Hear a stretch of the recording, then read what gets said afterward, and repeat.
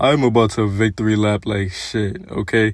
Everything I said in the England video a couple days ago was proved today against Serbia. Well, almost everything.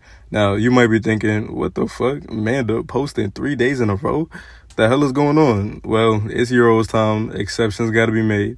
There are so many people that look stupid as hell after England's first Euros game, and they should, because a lot of people went out there and proved people wrong. I will continue to say that Southgate has adopted the English trend of throwing the big names onto the field in random positions instead of actually playing them where they can operate the best. You might look at the score and think, well, England won, what's the fuss? No, they were 2 packs of donkey ass, especially in the second half. Don't let the win fool you. Trent in the midfield, what did I say in that video? Run the tape, please, thank you. My only issue with Trent in the midfield is against powerhouse nations who are going to take advantage of his atrocious defensive awareness, and having that in the middle of the pitch can lead to disaster. Trent was out there panicking, bruh. He got blitzed a couple times, coughed up the ball, and gave up threatening chances. Yes, I'm aware it has its upside. Trent created very well at certain points in his game. His ability to accurately fire absolute cannonballs down the field is crazy. I think he had like 5 long balls successfully completed total. That one he ripped to Saka from like his own box was wild. However, you can have that without putting your defensive security in the middle of the pitch at risk. Trent should not be the center of possession-based football, which England was trying to play for a large portion of this game, especially in the second half. You compile Trent's best plays and what? Shocker, they're from right back. Yet when they asked him to do midfield duties, he looked utterly bamboozled. Stop it. Serbia snatched complete control of the game at some point early in the second half, and England never got it back. Kyle Walker isn't a must in the starting lineup. Put Trent over there, let him invert, and give Rice a different partner in the midfield. Phil Foden was all types of ass today. Now this one, I won't lie, it wasn't all on the setup. Foden literally couldn't do basic shit. You can't really blame his position or the lack of through balls for him fumbling simple touches in the box and his inability to complete simple passes.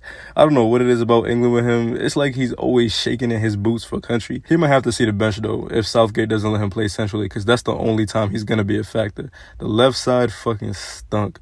Trippier, ass. Foden bumbling around like a kid in Walmart that let go of his parents' hand for 2 seconds and got lost in aisle 32. Not calling up Rashford is going to go down as one of the biggest mistakes of many in Southgate's English career. It's even worse because he left Foden out there for a full 90. He subbed off the best players on the pitch today, but left the worst starting attackers on and didn't even give Gordon a shot. What is wrong with this guy? Actually, I understand why Saka got subbed off. There was reports before the game about like a groin injury or something.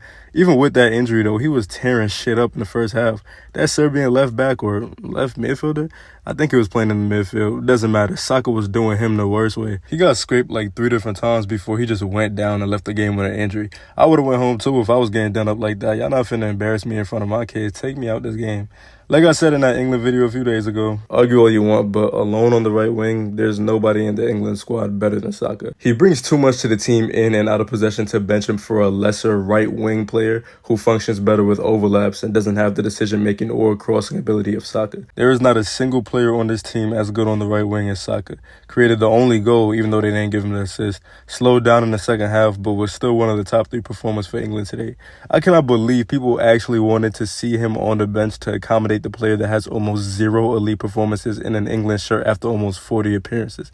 Get a grip. Bellingham was brilliant in the midfield. Once again, run the fucking tape. Bellingham has to start though, and it's way easier to fit him in because he can excel literally anywhere in front of the back line.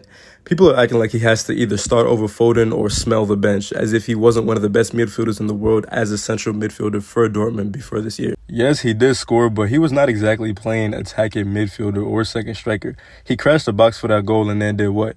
Headed right back to the midfield where he was the main reason England had any semblance of control at any point in this game. Him and Rice are an incredible midfield duo, especially defensively. Rice picked up a lot of Trent slack today. The only problem with those two is that neither of them are elite line breakers and both of them like carrying the ball. Despite that, it is true that Bellingham and Rice in the midfield isn't the most ideal for Foden. At the same time though, I don't think anybody wants to sacrifice Bellingham and Rice's midfield upside just to make Foden useful besides City fans. It honestly might be time he sees the bench. I won't lie to you. It's a bit ridiculous to act like Palmer or Gordon don't at least deserve a test run out there. I don't know what Southgate was thinking not subbing Foden off. He was atrocious. Kane was pretty useless for half the game, but he also didn't see that much of the ball. I think he only had like 1 touch in the first half. In the second half, I swear, every time he touched the ball, he just got hacked and went down. Won a lot of free kicks, which did a lot for the team, but still not good overall. He could do with better service, but I feel like the overall problem lies with the midfield setup and the fact that a lot of players need to be moved around. I'm gonna be real, if they dare to ever step on a pitch like that again in the knockouts against any competent team, they're getting swept out of the stadium. Again though, Southgate, your time is coming. Those subs were fucking awful too. Is he scared of taking Kane or Foden out of the game? Actually, I understand Saka and the injury thing, but bro, the first two subs were on the right side. The only side where any English threat was coming from. What the hell were you doing, bruh? Shout out Gahey, by the way. He put up a sturdy performance. England lucky they're not stuck in a group like Spain's or something. They have the luxury to play like absolute dog shit while figuring their squad out. They only got 2 games left though, so I'd advise them to get it together. Today was not good. Thanks for watching, y'all.